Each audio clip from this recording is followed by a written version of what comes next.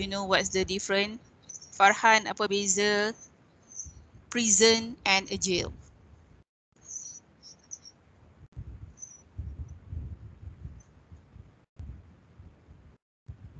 What's the difference? Apa beza dia, Farhan?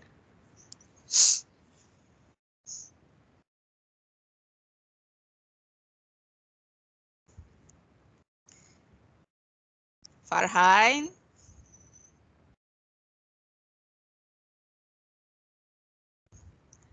Tiba-tiba Farhan hilang. I think the What do you think? difference is the prison is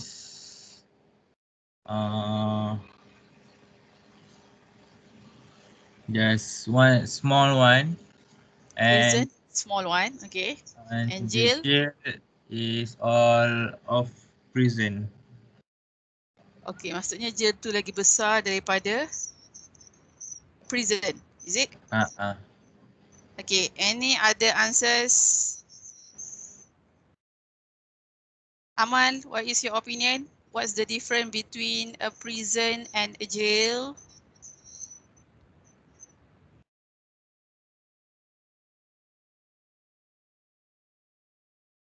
I think the prison is a single cell that the inmates are in. Okay. Here is a full building that of full cell. Alright. So the difference is when we talk about a prison and a jail. Okay, as you can see from the pictures, mana satu prison, mana satu jail, Nurin Batrisha? Left or right? Bahagian left. Yang left prison, yang right jail. Okay, that is your opinion. Yep, siapa lagi ni? Alright. Okay, so when you look at the pictures, there are different. The first one when everybody is in one place, and the other one, as you can see, is for one person per room. So the jail is actually on your left hand side, and the prison is actually on your right hand side. So what is the difference? Okay, jail can be used to describe a place for those awaiting trial or held for minor crime. Maksudnya jail tu untuk orang yang dia belum lagi dijatuhkan kesalahan tapi dia tak boleh diikat jamin. So in other word, dalam bahasa Melayu is lock up. Lock up selalu dekat mana? Where is lock up usually be? Hazrai?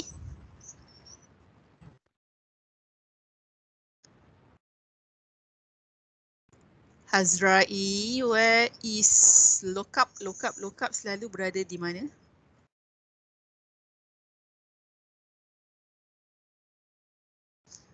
Okay, Hazrai ni pun lock up pun tak tahu. Okay, lock up usually is inside the police station itself, dalam balai polis itu sendiri. Untuk lock up tu untuk orang yang sedang menunggu untuk dibicarakan or dalam siasatan. Contoh contoh, as you know, the current one is your favorite Insta famous Safi Ilyas. So he is now in a jail. So dia berada di lock up sementara proses what we call that, proses soal siasat. Alright, meanwhile, the prison is a place for convicted criminals of serious crime. Okay, yang prison pula untuk orang yang dah pasti kesalahan dia, dah pun dijatuhkan hukuman dan dipindahkan ke penjara. But however, these two places are still not for you to enter. Okay, so here is our learning objective. The first one is to express and respond your opinion about army camp and prisons by using models, adverbs, and determiners with the given notes and supporting them with explanations, examples. Okay, next one is to organize, sequence, and develop ideas in 5 paragraphs on the topic about crime and punishment using the provided plan and notes. So later from your textbook, page 79, okay, you are going to learn how to write your essays and you write your ideas by using models, verbs, and determinants. Okay, next is, okay, we are going to have a very short discussion on this. Okay, so the question is, do you know about 30% of prisoners reoffend as soon as they are let out of prison? Apa maksud dia? Okay, hampir 30% orang yang keluar penjara tu akan melakukan kesalahan lagi sekali sebaik dikeluarkan dari penjara. So they are still doing another crime walaupun baru sahaja dikeluarkan di penjara. Okay, so this is not a good sign. Maybe it looks smaller in percentage. Awak nampak percentage dia sangat sedikit, but it will keep on increasing if there are no ways to reduce the percentage of prisoners reoffend as soon as they are let out of prison. So there are a few questions here. Okay. All right, I give you times before I ask anyone. The first question is, what do you think the governments should do to try to stop this happening? Apa patut kerajaan buat untuk mengelakkan, menghentikan perkara melakukan jenayah lagi sekali oleh banduan dari terus berlaku? And the second one is, what do prisoners need to make them law-abiding citizen? Apa yang perlu banduan buat bagi membolehkan mereka menjadi manusia yang mematuhi undang-undang? So I give you about 3 minutes before I ask anyone the answer for it.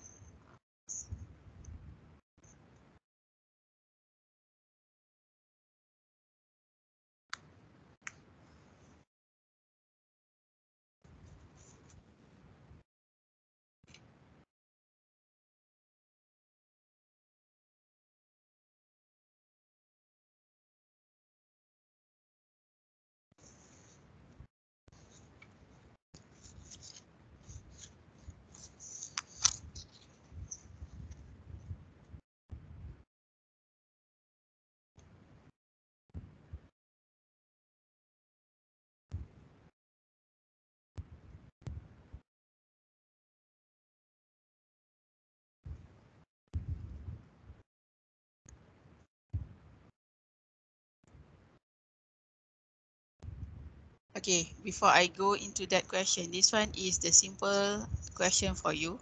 Why do prisoners reoffend?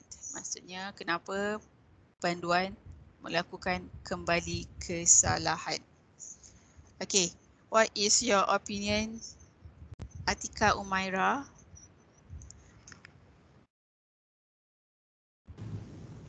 Kenapa?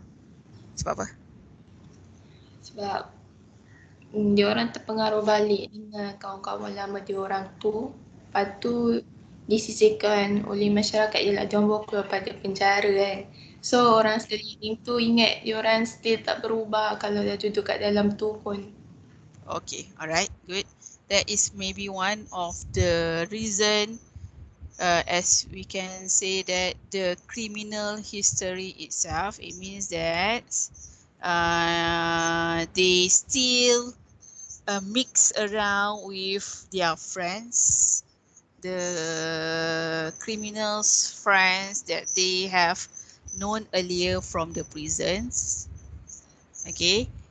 Other reason would be the exposure to other people with criminal histories. Okay, sama je maksud dia dekat situ. Maksudnya dia masih lagi terpengaruh dengan kawan-kawan yang dia mix around. And the third one will be because of the mental health issue. Okay, kadang-kadang orang yang masuk penjara ni, kesihatan mental dia is not that good. Kesihatan mental tu is not really, bukan pasal gila je mental health concern, there are a lot of sicknesses related to mental health. Then bila awak masuk penjara, you won't get proper treatment, so when you out it's become worse. So the answer to this question, what do you think government should do to try to stop this happening? Fatihah Najwa. Teacher, can you hear me? Yes, of course. I think the government should help the prisoner to re-enter the society. How macam mana patutnya re-enter? Maksud awak government tu perlu buat apa? Macam mana nak tolong? Daripada apa tu nama dia? Apa? Kejap. Daripada communication skills. Supaya dia boleh mix around with society. Okay, alright. Thank you. Alright. Okay, one of the ways is giving former prisoners support. Maksudnya dia kena beri sokongan walaupun orang tu dah di luar, what we call it, dah di luar jagaan mereka, pemantauan mereka, they still need supports from the government, especially when they wanted to enter the society back with the new life. And at the same time, the society should learn to forgive and to give them chance so that they are able to change their lifestyle bit. Alright, other than that, Anissa. Yes, teacher. Apa lagi kerajaan patut buat selain memberi sokongan pada mereka? Maybe government should do an education programs such as vocational training. Masa tu dalam penjara ke luar? Dalam penjara lah. Okay, right, good. Okay, in other word is, thank you, preparing prisoners for productive life, meaning that when they are in the prison, they need to have a lot of skills.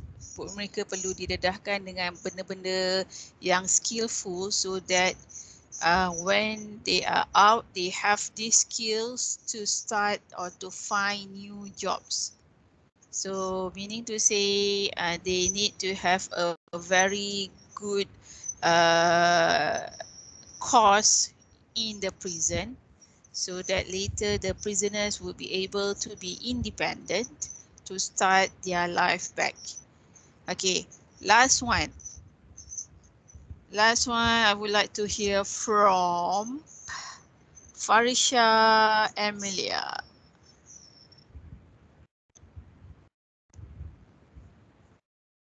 Hello. Hello. I think government should give them facilities like bagi diorang kerja. Oh, maksudnya dia tak maksudnya sebab dia keluar dia ada tempat yang sesuai untuk bekerja. Yes. Alright, good. Thank you. Alright, that is also one of the ways the government itself should provide places for them. Maksudnya dah cari tempat sesuai untuk mereka mulakan kerja. Okay, that is one of the good ways also. Or other ways is having more supervision. Maksudnya mereka perlu ada pemantauan jarak jauh. Sebab kadang-kadang dengan pemantauan ni, the prisoners will still alert. Mereka akan rasa takut to do it again sebab mereka merasakan they are still in the supervision by the police. Okay, next question. Why do prisoners need to make them law-abiding citizens? What do prisoners need to make them law-abiding citizen? Okey, apa yang perlu banduan buat untuk menjadikan mereka seorang yang mematuhi undang-undang? Alright, I would like to hear the answer from Nurin Batrisha. I think they need to learn from mistake on what they do in the prisoner, in the Alright. prison. Alright, good. Okay, maybe they themselves need to know and learn from their mistakes itself. Alright, so meaning to say learn in prison to play the role as a citizens, and other than that they should set a good example to young generation, meaning to say they have families, they have kids. Nak tak nak, they have to start from somewhere to be a good example to their children. And last one, of course, they need to respect the authority and the society, the community. So that are some ways what can prisoners do to make them law-abiding citizens. Now, please look at exercise number 5. Okay, when writing your essay, it is important to make your ideas sound realistic and not exaggerated. Okay, maksudnya bila awak tulis karangan tu, pastikan idea awak tu realistic dan tak berlebih-lebihan. Alright, you can use models. Models tu such as could, can, may, might, shall, should. Siapa lagi masuk ni? Kejap, saya nak accept. Okay, you can also use adverbs. Awak boleh guna adverbs like sometimes, often, not always, or etc. Or determiners like some, many, most to achieve the same effect. Maksudnya awak tulis ayat tu nak tak perlu menggambarkan idea tu kena realistic by adding this word dengan menambah perkataan-perkataan seperti models, adverbs or determinants. So the exercise there, rewrite these ideas in your book, making any necessary changes to make them sound realistic or more believable. Okay, awak tengok ada 3 ayat dekat situ. First one, crimes are committed by people who need help rather than punishment. Number 2, prison life teaches people how to become better criminals. And number 3, young people achieve great things with help and guidance. Ada 3 ayat dekat situ.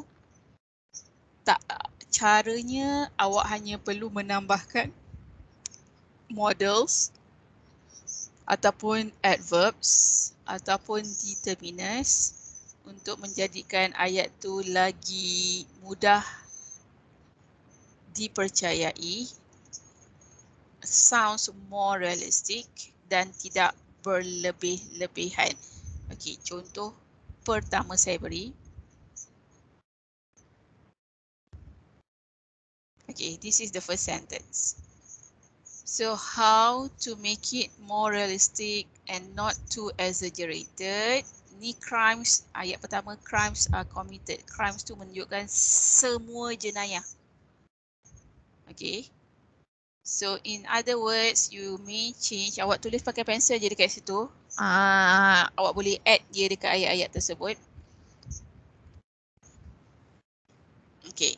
Examples are the answers for number 1.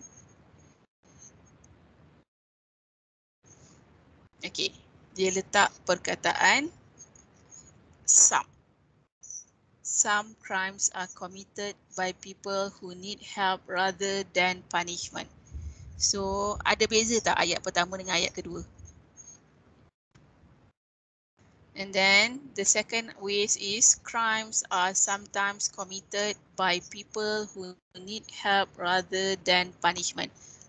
Jawapan dia tu lebih kurang sama je dengan ayat yang diberi. Cuma dia tidak nampak berlebih-lebihan. They are more believable. They are not really exaggerated because they use the word like some, sesetengah, and sometimes. Kadang-kadang. Sometimes, selalunya. Okay, so that is how you need to do for number 2 and number 3. I give you 3 minutes. Try to give me other ways, cara lain untuk ayat tersebut.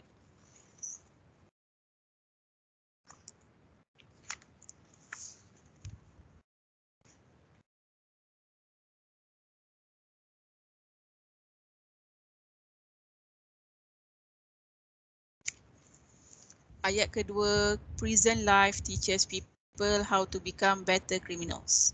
Kehidupan di penjara mengajar orang macam mana to become better criminal, okay, untuk menjadi seorang banduan yang lagi baik.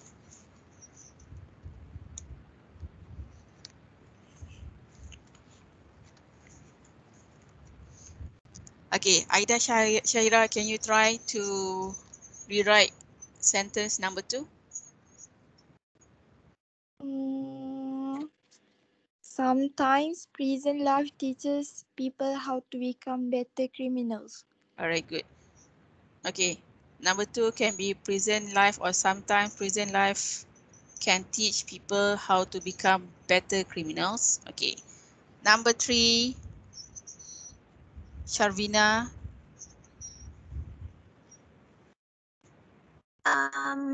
Some young people achieve great things with help and guidance. Okay, but before the word achieve tu, you can add, can you add any models?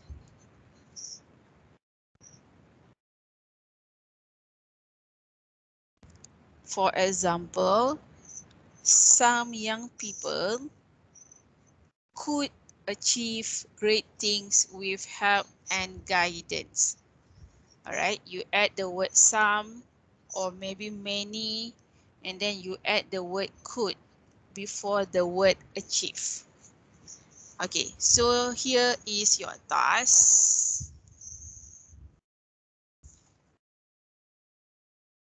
Okay, the first one, before you do the task, you need to look at the language bank there. ada perkataan yang tak tahu, you may ask me now before you need to do your essay. The word is break the law, commit a crime, turn to a life of crime, arrest someone for a crime, find someone guilty of a crime, minor or serious offences. Then the words prison is send someone or go to prison. Prisoners, cells, do time, education programs, and next is about army. Discipline, self-discipline, physical or survival training, obeying orders, skills, dealing with people, working in a team, communicating, learning alive, or communicating work skills, results, a sense of responsibility, a sense of right and wrong, self-confidence. Be proud of yourself, and last one is know what you are capable of. Okay, dekat perkataan-perkataan ni ada yang tak tahu tak? Sebelum I move to the other part, make sure you know all the meanings because later you need to use most of the words there to write your essay. Ada perkataan-perkataan yang tak tahu, you may ask me now before I go to the next one. Farhan, semua tahu? Hanis?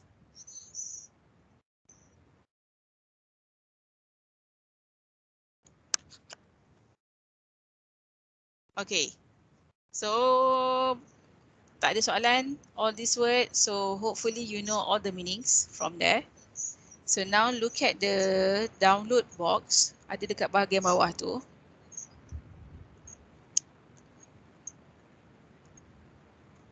Alright, download box. Okay, this one is only a reminder for you. Avoid making exaggerated statement. Elakkan daripada buat ayat yang berlebih-lebihan. Next one, you have to use models, adverbs, or describe quantities to make your opinion sounds more realistic.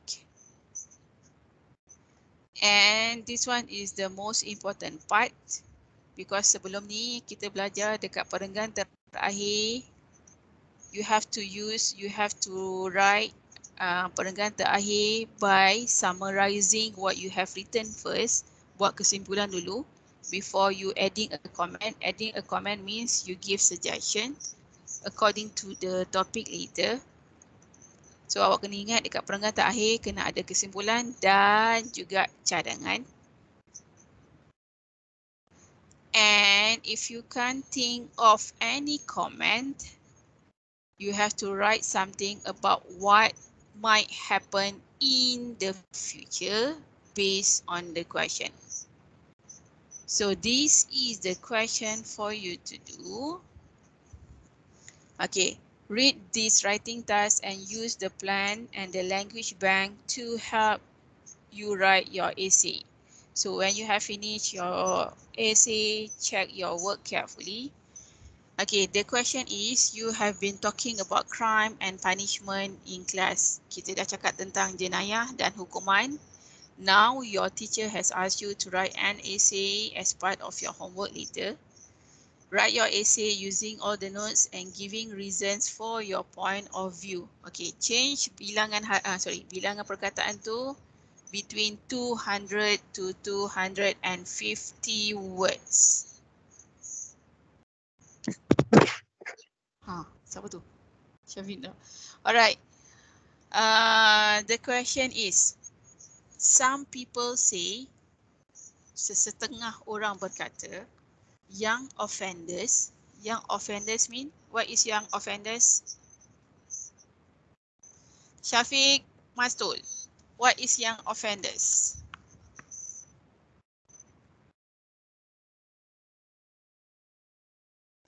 Syafiq.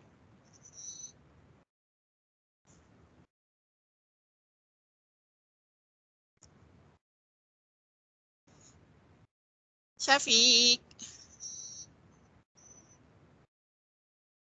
Tidur lagi ke apa Syafiq ni?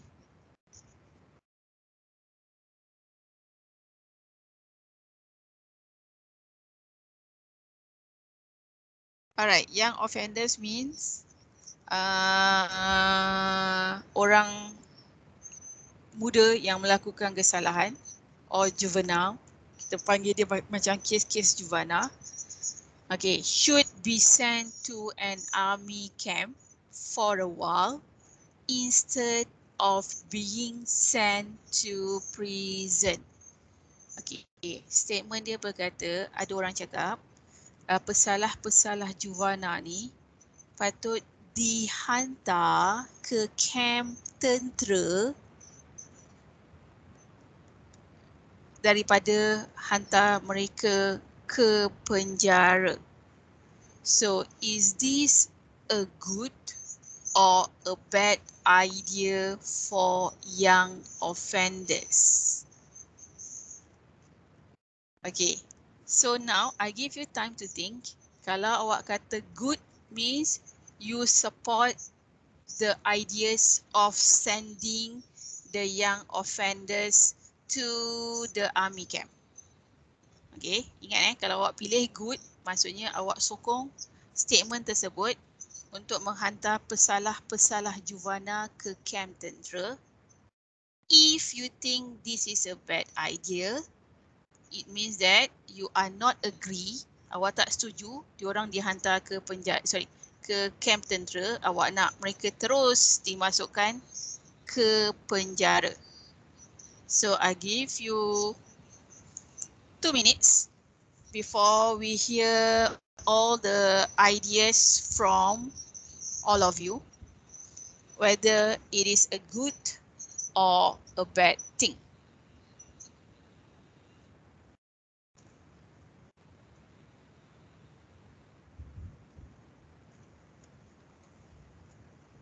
Okay, we start from Sonia. Sonia.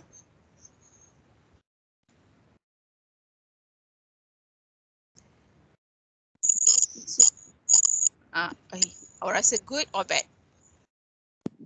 I think it is good because mereka bila dekat kamp tentera mungkin diorang dapat rasa macam mana bekerja keras melalui aktiviti-aktiviti tu diorang akan rasa macam mana rasa macam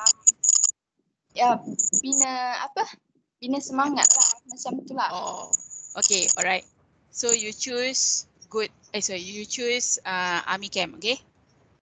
Alright, Sonia choose army camp. Alright, thank you, Sonia. Alright, Shavina, what about you, Shavina? I choose army camp. Alright, what is the reason? Because more than giving a punishment, they can able to be independent and learn to work hard. Okay, alright. Thank you. Shavina also choose an army camp. What about you, Faris? Faris, do you choose the young offenders to go to an army camp or to go to the prison? Go to the prison. Sebab? Sebab mereka mungkin akan insaf dan tak buat lagi. Berbanding kalau masuk ke kamp tentera, mereka akan belajar banyak benda. Mungkin lepas mereka keluar, mereka akan buat benda yang sama. Okay, alright. Thank you. Alright, that is Faris' opinion. He chose to send the young offenders, pesalah-pesalah juvenile ni, terus masuk penjara. Tak perlu masuk ke kamp tentera. And last opinion, I would like to hear from Hazrai.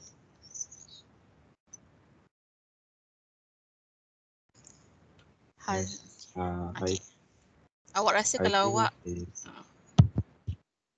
saya memilih camp Okay, sebab sebab ya kalau kita masuk dalam camp tu kita akan mempunyai apa? Diorang sediakan pelbagai peraturan yang ketat. So oh, para. So yang para akan pesalah Juwana. diorang terpaksa ikut lah. Okay, alright, thank you.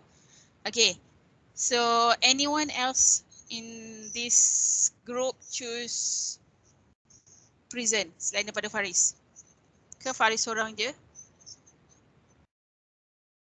Anyone of you choose to send them to prison? Tak ada, semua pilih untuk hantar ke camp tentera. Teacher, Yes, Fatihah. I choose prison. Sebab? I think sebab kalau macam army camp kan diorang macam still terbuka dengan outside lagi. Dunia No. luar. Okay, wait. Army camp here meaning to say that army camp tu untuk prisoners je. Still, diorang tak boleh keluar masuk. So tapi cuma means the approach is different lah from the one to be sent in prison rather than army camp. So awak tetap pilih prison? Fatihah? Actually, tak, saya tukar. Okay, alright. Okay. So some of you might choose prison, but most of you choose to send them to an army camp. Army camp ni bukan macam summer camp Army camp is like a real training for them later. So this is the notes. Okay.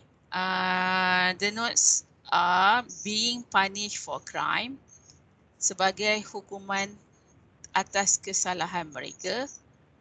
Next one, they will learn life skills, and next one is your own idea. So you need to use all these notes for you to write your essay. Alright.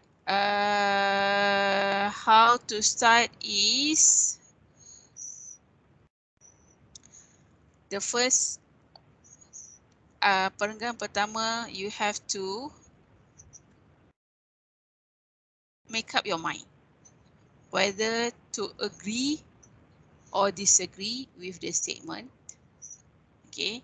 Paragraph number 2, you need to compare the punishment that they will get. Okay, kalau misalnya awak cakap awak pilih army camp, awak kena buat perbandingan hukuman yang diterima yang awak rasa dekat army camp tu macam mana, dekat prison tu macam mana. And point number 2, what they learn, the life skills in the army camp. And point number 3 is your own ideas. So here is the plan. Kejap. The plan is you may look at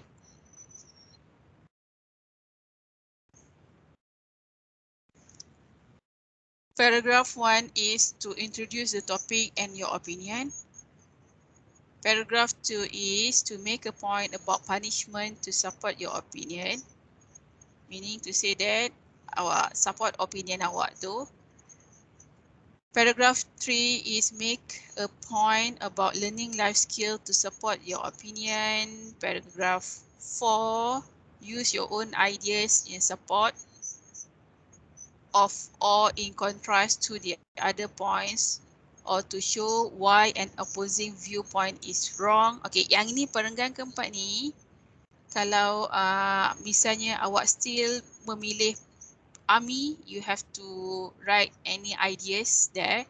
Tapi if let's say you choose to send them to prison, awak kena dekat perenggan 4 ni awak kena letak the whole paragraph menyatakan yang menghantar mereka ke camp askar itu adalah satu kesalahan, and the reason why. Kalau awak pilih army, you add on another benefit they can get from the army camp. Okay, last paragraph. Okay, summarize your opinion and add a comment. Add a comment means you give suggestion. So that is how you have to write your essay. Okay, between army camp and the prison. Okay, I will give you the link later. The link is for you to write your attendance. Tulis attendance awak dekat link tersebut and state your points. Then you have about 20 minutes to do your essay. Once you have completed, please send the essay to me. I will mark your essay in 5 paragraphs. If I give you time to send in the essay sebelum hari Ahad depan. Okay, awak ada seminggu untuk awak menulis karangan ini. So tomorrow we are going to start the new lesson. So if you do not want to procrastinate the jobs, the tasks, make sure you complete everything by today. Kalau awak rasa nak terbeban dengan kerja yang banyak, awak buat dah lain kali. Alright? Okay. That's all for today. Sekejap saya nak ambil attendance. Ya, kejap. Saya nak ambil attendance. Yes. Tadi kan paragraf 1 kan makeup man kan. Lepas tu paragraf 2 kena compare between army camp dengan prison kan. Paragraf 3 tadi apa? Paragraf 3 tu awak terangkan pasal learning life skill. Apa yang awak ambil dekat, okay, make sure you use all the points from the language bank as well. Dekat language bank tu banyak perkataan yang awak boleh guna pakai dan masukkan dalam awak punya karangan. Okay, if let's say you are not very sure what is the army camp look like, awak boleh tengok dekat mana-mana YouTube, you just write down army camp for young offenders. Awak tulis di situ, dia akan keluar. Alright, kejap yang keluar saya nak download awak punya attendance list from here. Mana attendance list awak?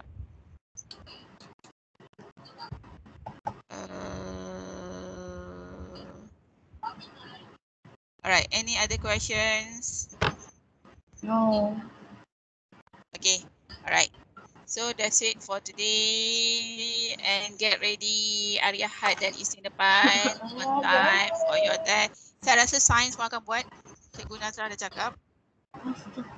And I'm not sure about other subject, tapi most probably they will have it. Because awak dah terlampau lama tak ada exam sebenarnya. Alright, yep. I share you the link in the groups. Tulis link tu cepat untuk attendance awak. And then you can start brainstorm and write down your essay. Okay. Any other questions? No. Alright. If no, you may leave the class now. Bye teacher. Thank you teacher. Alright. Thank you, teacher. Tomorrow. Thank you, teacher. Thank you, teacher. Alright. Thank you, teacher. Again to yes. Teacher. Ya. Ni Yes. yang teacher cakap yang what they learn tu masukkan dekat yang mana? Sebab first teacher cakap agree or disagree kan? Okay, alright. Yang first, ingat yang first awak kena introduce topik dengan opinion. Topik tu maksudnya awak ambil ayat yang dekat teks tu tau. Okay. Okay. Paragraf tu awak cakap tentang hukuman, punishment, hukuman yang diterima what kind of hukuman yang diterima kalau dekat kalau opinion awak yang nombor 1 tu awak pilih dekat camp. So apa jenis hukuman yang akan terima? Okay. Then paragraph 3, learning life skill tu, okay, life skill tu apa yang dibelajar dekat situ. Then paragraph 4, your own opinion. Okay, faham. Alright. Thank you, teacher. Thank you. Alright, you may leave the class now. Safika tak nak leave ke? Alright.